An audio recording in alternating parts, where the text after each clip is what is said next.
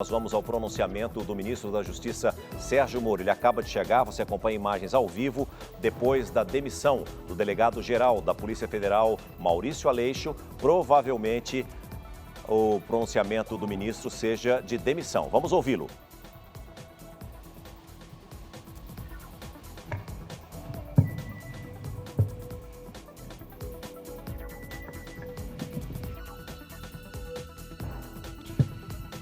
Quero cumprimentar aqui não só os jornalistas, o pessoal da imprensa, mas especialmente aqui o pessoal do Ministério da Justiça e Segurança Pública aqui presente.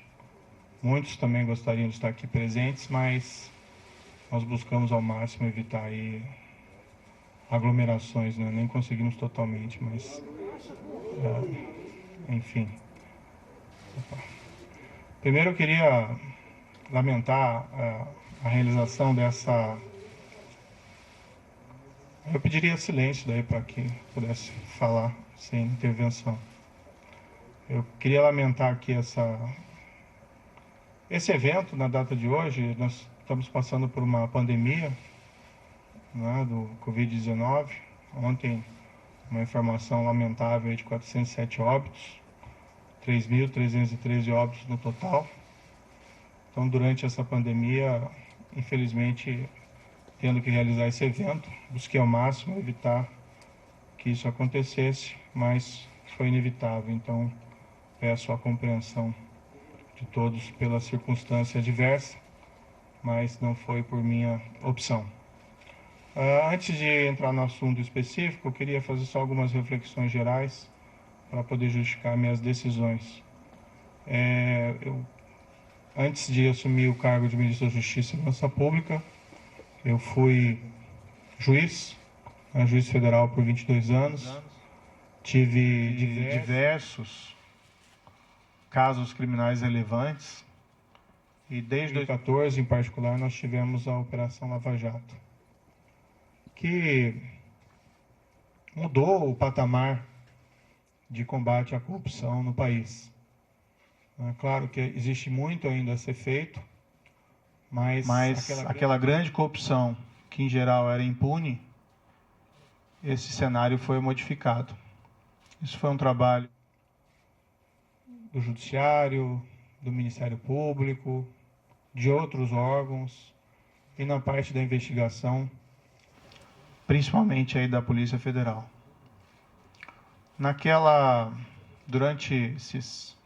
Desde 2014, né, na Lava Jato, a gente sempre tinha uma preocupação constante de uma interferência do Executivo nos trabalhos da investigação.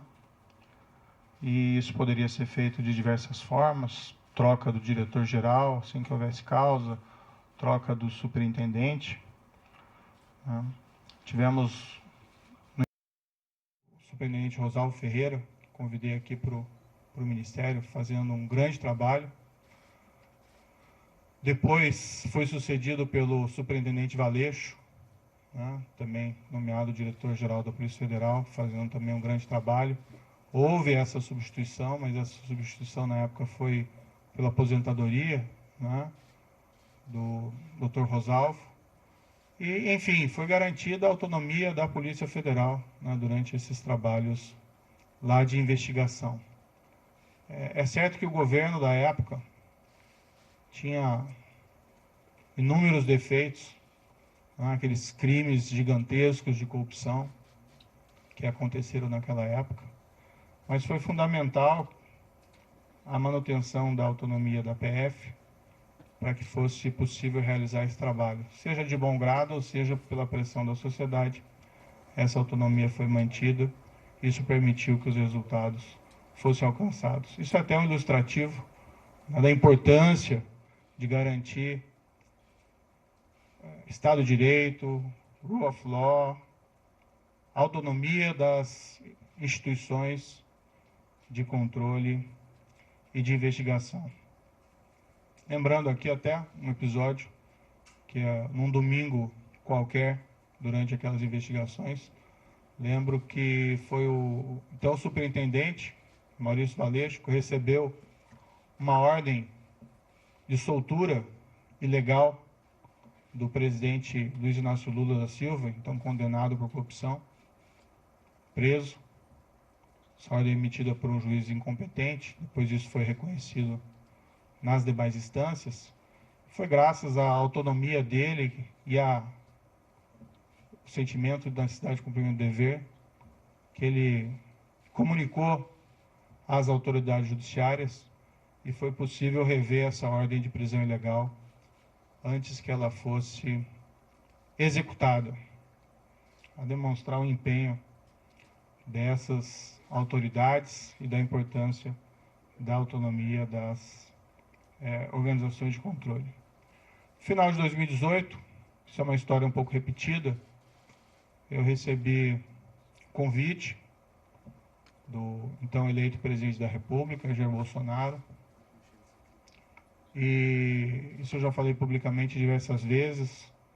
É fácil repetir essa história, porque essa história é absolutamente verdadeira. E fui convidado a ser ministro da Justiça e da Segurança Pública. O que foi conversado com o presidente, foi no 1º de novembro, foi que nós teríamos um compromisso com o combate à corrupção, crime organizado e a criminalidade violenta. Inclusive foi me prometido na ocasião carta branca para nomear todos os assessores, inclusive desses órgãos, né, policiais, como a Polícia Rodoviária Federal e a própria Polícia Federal. Na ocasião, né, até aproveitando aqui um breve parênteses para desmistificar um dado, foi divulgado equivocadamente por algumas pessoas que eu teria estabelecido como condição para assumir o Ministério da Justiça uma nomeação ao Supremo Tribunal Federal. Nunca houve essa condição. Tá? Até porque seria algo de aceitar um cargo de ministro da Justiça pensando em outro. Isso não é da minha natureza. Eu realmente assumi esse cargo, fui criticado, entendo essas críticas, né, mas a ideia era realmente buscar, num nível de formulador de políticas públicas aqui, numa alta posição do Executivo, de aprofundar o combate à corrupção e levar, né, esse maior efetividade em relação também à criminalidade violenta e ao crime organizado. Tem uma única condição que eu coloquei, não ia revelar, mas agora isso acho que não faz mais sentido, manter o segredo. Isso pode ser confirmado tanto pelo presidente como general Heleno. Eu disse que, como eu estava abandonando 22 anos da magistratura, contribuí 22 anos para a Previdência e perdia, né, saindo da magistratura, essa Previdência. Pedi apenas, já que nós íamos ser firmes contra a criminalidade, especialmente a criminalidade organizada, que é muito poderosa, que se algo me acontecesse, né, pedir que a minha família não ficasse desamparada sem uma pensão. Foi a única condição que eu coloquei para assumir essa posição específica no Ministério da Justiça. Permito-me aqui dizer que o presidente concordou com esse compromisso, nem foi uma condição, o combate à corrupção, criminalidade violenta, criminalidade organizada. Né? Falou até publicamente que me daria a carta branca. Eu já tinha uma expertise por trabalhar, né, com polícia, como juiz, evidentemente, em relação à criminalidade organizada, e aceitei, mais uma vez, com aquele intento de realmente fazer com que as coisas evoluíssem. E minha avaliação na época é que essa aceitação ao convite foi muito bem acolhida pela sociedade. Né? Também me via como estando no governo, como um também garantidor. Né? Claro que existem outras instituições importantes, Judiciário, Supremo Tribunal Federal, Ministério Público, mas entendi que pelo meu passado de juiz e meu compromisso com o Estado de Direito, que eu também poderia ser aí um garantidor, né, da lei e da imparcialidade e autonomia dessas instituições. Dentro do Ministério, me permito aqui algumas reflexões, a palavra mote tem sido integração. Né? Nós atuamos muito próximos das forças de segurança estaduais, até mesmo municipais. Nós realmente trabalhamos duro contra a criminalidade organizada. Ouso aqui dizer, claro que tudo isso é sujeito a críticas e segundas opiniões, né, mas que não houve um combate tão efetivo à criminalidade organizada como houve durante essa gestão do Ministério da Justiça e Segurança Pública, trabalhando não contra, mas com os governos estaduais. Tivemos o caso, por exemplo, da transferência e isolamento das lideranças do PCC. Tivemos recentemente a prisão do maior autoridade do PCC em liberdade, 20 anos foragido no exterior, graças a um trabalho de investigação eficiente da Polícia Federal. Tivemos recorde de apreensão de drogas no combate ao crime organizado. Isso é importante, tirar droga das ruas, a cocaína, maconha. Isso feito pela Polícia Federal, isso feito pela Polícia Rodoviária Federal, também um belíssimo trabalho aqui desenvolvido, pela Força Nacional nos locais em que ela atua. Tivemos aí recorde de destruição de plantações de maconha no Paraguai, que é o nosso principal fornecedor. Números expressivos de apreensão de produto do crime, seja de droga, seja de corrupção, principalmente aí no caso pela Polícia Federal. Buscamos fortalecer a Polícia Federal e a Polícia Rodoviária Federal nesse período, com ampliação dos concursos existentes. Empregamos aí maciçamente a Força Nacional em todo o território nacional. A Força Nacional é uma instituição que, a meu ver, deveria ser fortalecida. Nós estamos lá defendendo no Congresso Nacional uma emenda à Constituição para tornar ela uma instituição prevista ali na Constituição, para que nós possamos ter, com o tempo, também um corpo próprio, sem prejuízo dos mobilizados, sem prejuízo dos requisitados do Estado, que nós queremos fortalecê-la. Ela tem sido muito demandada e às vezes nós sentimos que nós não temos aí a perna suficiente. E ela atendeu diversas emergências de segurança pública nesse período, lá no Ceará, por mais de uma vez, espalhadas aí em terras indígenas, enfim, no nosso projeto Em Frente Brasil. Nós criamos o CIOP, né? Secretaria de Operações Integradas, até nessa linha de fortalecer a integração. A CIOP desenvolveu um programa chamado Horus e Vigia, que é talvez um dos primeiros programas realmente efetivos aí para controle de fronteiras no nosso país, e trabalha em conjunto com as forças de segurança estaduais. Investimos em inteligência com os centros de fusão, saímos trabalhando também em outras áreas. Várias outras áreas aqui do Ministério da Justiça também tiveram, a meu ver, um bom ganho de efetividade, área do consumidor, área de imigração, área de imigração, a Senajus, enfim, aqui é só um retrato, né? Queria fazer algumas justificativas. No momento, o Ministério da Justiça está voltado principalmente ao enfrentamento da pandemia. Isso prejudicou um pouco os planos em curso, embora eles continuassem. Mas estamos cuidando principalmente de IPI, vacinação, de atenção à segurança, de coordenação, de se preocupar com o Plano Nacional de Saúde. Mas foi proposto que ele fosse colocado no Instituto do Ministério da Justiça. Nós nos fortalecemos. Depois ele acabou sendo transferido para outros órgãos. Até onde teve presente a estrutura fortalecida se manteve. Acho que isso é muito positivo. Também é um órgão de inteligência importantíssimo, que nós devíamos, inclusive, aumentar a sua estrutura e melhorar o seu funcionamento. Tivemos aí o projeto de lei anticrime, que foi a principal mudança legislativa, né, durante o nosso período de gestão. Várias alterações, facilitação também de venda de drogas. O DPEM fez um trabalho também fantástico aqui no Ministério Público, também a Senado. Desculpe aqui um pouco cansativo todas essas reflexões. O projeto de lei anticrime poderia ter avanços maiores, infelizmente não foi aprovado em sua totalidade, mas ainda assim, na minha avaliação, ele representou um grande balanço.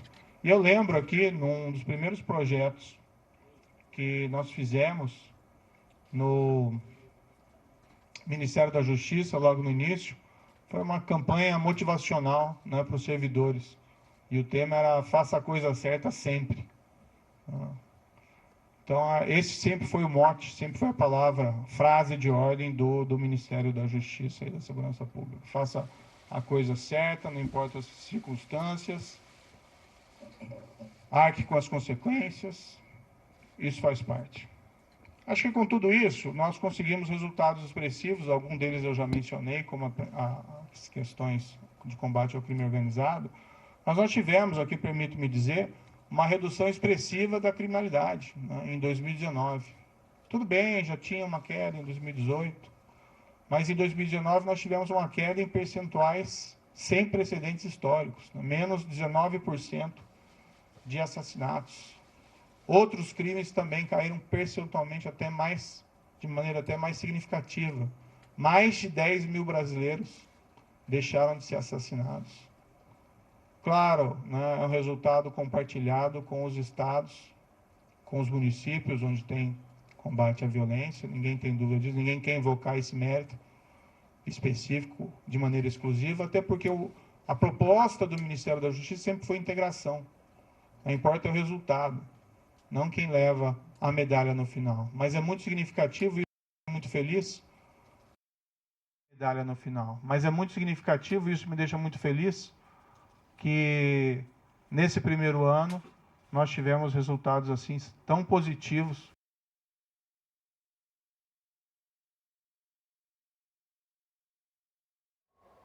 Para muito esse cenário, mas enfim, isso é um trabalho que é permanente e duradouro. Bem, em todo esse período, tive apoio, né, do presidente Jair Bolsonaro em vários desses projetos, outros nem tanto, mas passou a haver uma insistência do presidente da troca do comando da Polícia Federal. Da troca do comando da Polícia Federal. Isso, inclusive, foi declarado publicamente pelo próprio presidente. Houve primeiro um desejo de trocar um superintendente da Polícia Federal do Rio de Janeiro. Sinceramente, não havia nenhum motivo para essa substituição. Mas conversando com o superintendente em questão, ele queria sair do cargo, né, por questões exclusivamente pessoais. Então, nesse cenário, acabamos concordando, eu e o diretor-geral, em promover essa troca. Agora, tem que fazer uma referência bastante rápida, né? Eu não indico da Polícia Federal. Tá? A única pessoa que eu indiquei na Polícia Federal foi o diretor, o Maurício Valeixo. Não é meu papel fazer indicações aí de superintendentes.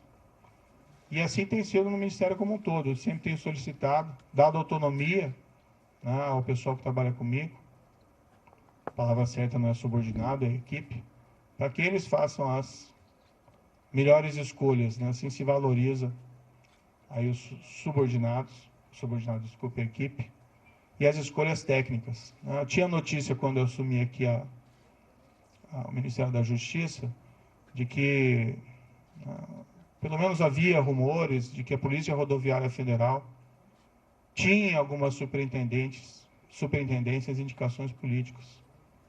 Eu escolhi o diretor-geral, Adriano Furtado, está aqui presente. Ele pode ser testemunhar o que eu disse para ele na ocasião, que eu falei, escolha tecnicamente, né? O que não é aceitável de maneira... Que eu falei, escolha tecnicamente, né? O que não é aceitável de maneira nenhuma são essas indicações políticas. Você começa a preencher esses cargos técnicos, principalmente de polícia, por questões político-partidárias, realmente o resultado não é bom para a corporação, inclusive. O presidente, no entanto, passou a insistir também na troca do diretor-geral. O que eu sempre disse ao presidente? Presidente, eu não tenho nenhum problema em trocar o diretor-geral da Polícia Federal, mas eu preciso de uma causa. E uma causa normalmente relacionada a uma insuficiência de desempenho, um erro grave. E, no entanto, o que eu vi, né, durante todo esse período, e até pelo histórico do próprio diretor-geral, que é um trabalho bem feito. Né? Várias dessas operações importantes, combate ao crime organizado, operações também de combate à corrupção que foram relevantes, poderiam ter até mais operações, né? Mas normalmente essas operações elas maturam durante algum tempo. E ano passado, em particular, nós ficamos aí 4 meses sem poder movimentar inquéritos envolvendo lavagem de dinheiro, né, por uma decisão judicial. Isso também prejudicou um pouco os trabalhos. Mas o trabalho vinha sendo feito e até a queda dessas estatísticas criminais é um indicador relevante de que o trabalho estava sendo positivo.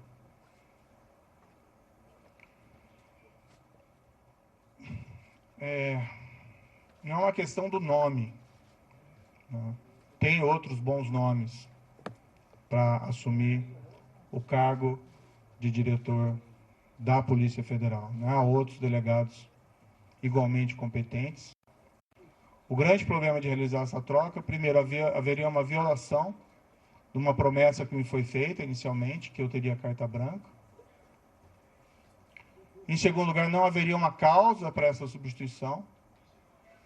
E estaria claro que estaria havendo ali uma interferência política na Polícia Federal, o que gera um abalo na credibilidade. Não minha, mas minha também, mas também do governo, desse compromisso maior que nós temos que ter com a lei, com o rule of law, e ia ter impacto também, na minha opinião, na própria efetividade da Polícia Federal. Ia gerar uma desorganização. Não aconteceu durante a Lava Jato, a despeito de todos os problemas de corrupção dos governos anteriores. Houve até um episódio em que foi nomeado um diretor no passado com o intuito de interferência política e não deu certo, ficou pouco mais de 3 meses. A própria instituição rejeitou essa possibilidade. E o problema é que nas conversas com o presidente, e isso ele me disse expressamente, que não é só a troca do diretor-geral. Né? Haveria também a intenção de trocar superintendentes, novamente o superintendente do Rio de Janeiro, outros superintendentes provavelmente viriam em seguida, a superintendente da Polícia Federal de Pernambuco, sem que fosse me apresentado uma razão, uma causa para realizar esses tipos de substituições que fossem aceitáveis.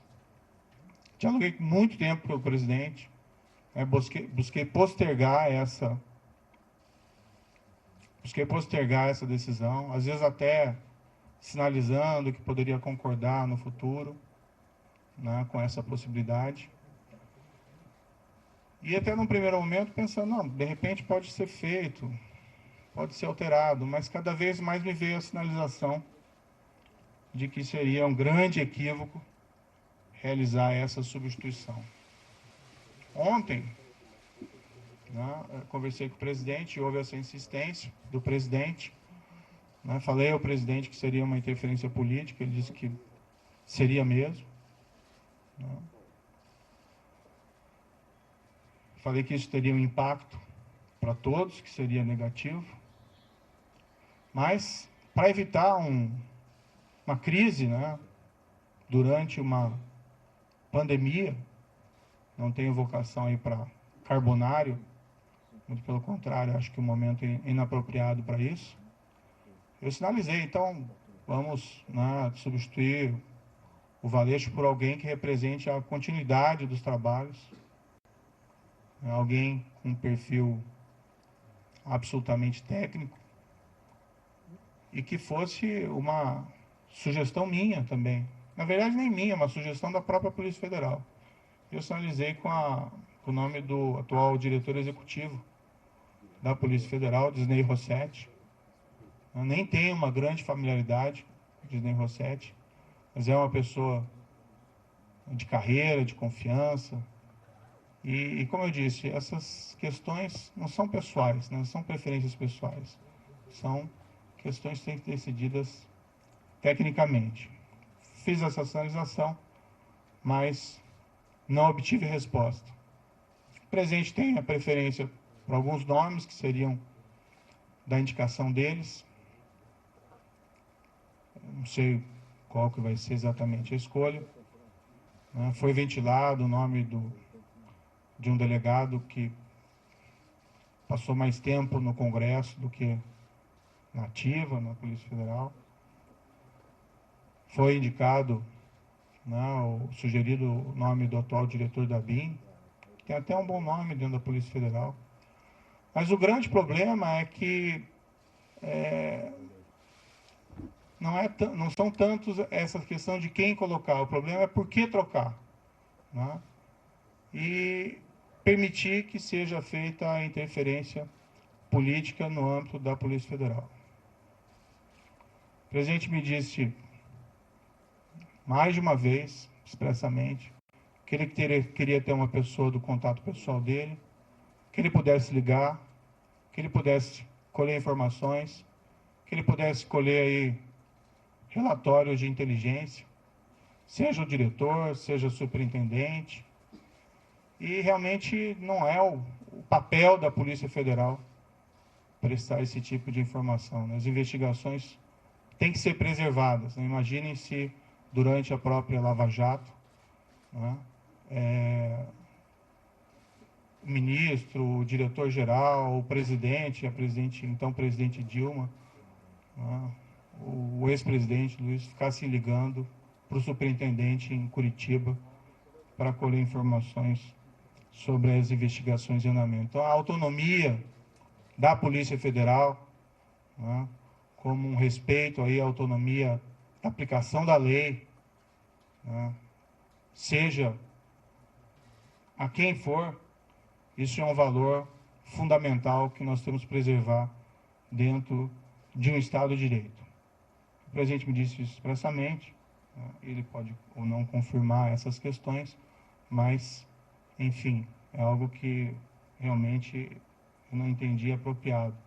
Então, o grande problema não é quem entra, mas por que alguém entra. E se esse alguém, sendo da corporação, aceitando substituição do atual diretor-geral, com o impacto que isso vai ter na corporação, não conseguiu dizer não para o presidente, uma proposta dessa espécie, eu fico na dúvida se vai conseguir dizer não em relação a outros temas. Há uma possibilidade que se afirme que o Maurício Valeixo gostaria de sair, mas isso não é totalmente verdadeiro. O ápice da carreira de qualquer policial federal, delegado da Polícia Federal, é a direção-geral da Polícia Federal. E ele entrou com uma missão. Claro que, depois de tantas pressões para que ele saísse, ele de fato até manifestou a mim, olha, talvez seja melhor eu sair para diminuir essa cisma, e nós conseguimos realizar uma substituição aqui adequada. Eu sairia para uma distância ou para outro cargo. Mas nunca isso voluntariamente, sim decorrente dessa pressão, que, a meu ver, não é aí apropriada. E o grande problema, uma substituição que seja orientada aí por causas, que possam ser sustentadas, não haveria aí nenhum problema específico. O presidente também me informou tinha preocupação, né, com inquéritos em curso no Supremo Tribunal Federal,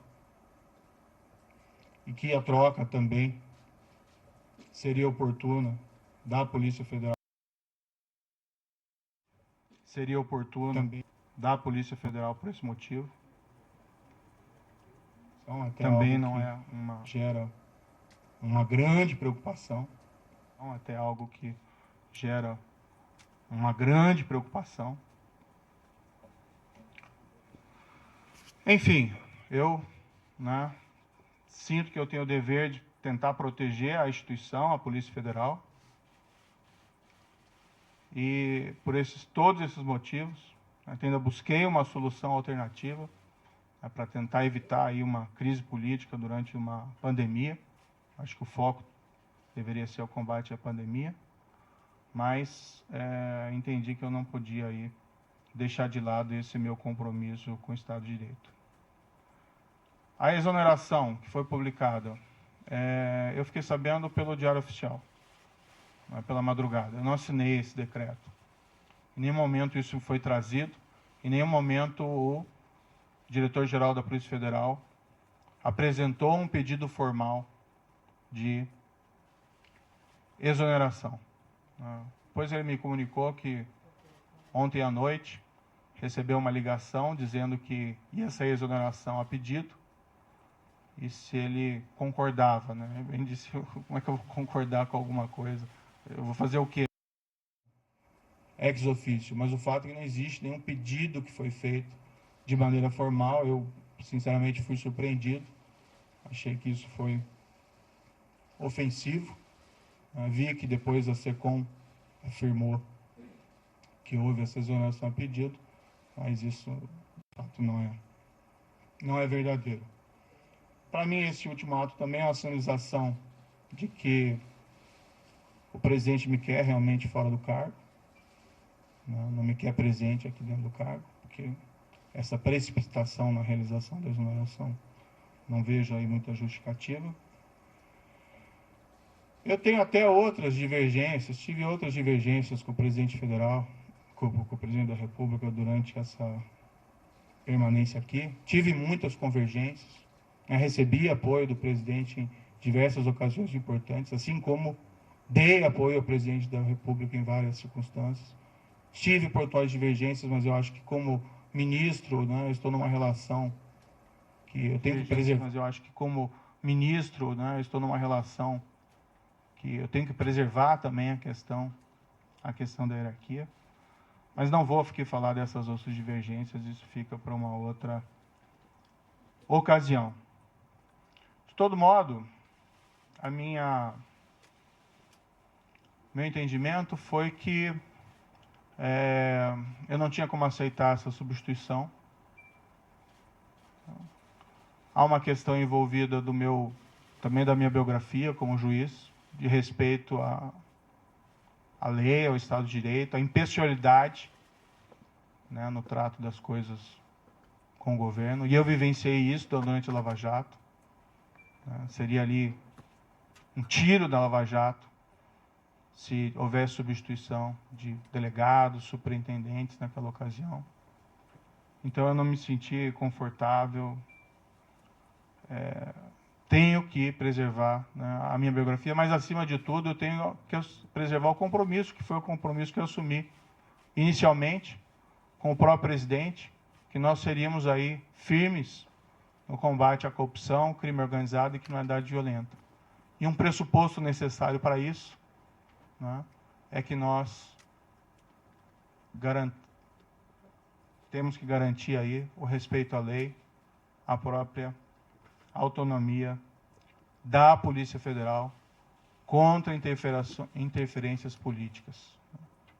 Certo, o presidente indica, ele tem essa competência, ele indica o diretor-geral, mas ele assumiu um compromisso comigo inicial de que seria uma escolha técnica, que eu faria essa escolha, e o trabalho vem sendo realizado.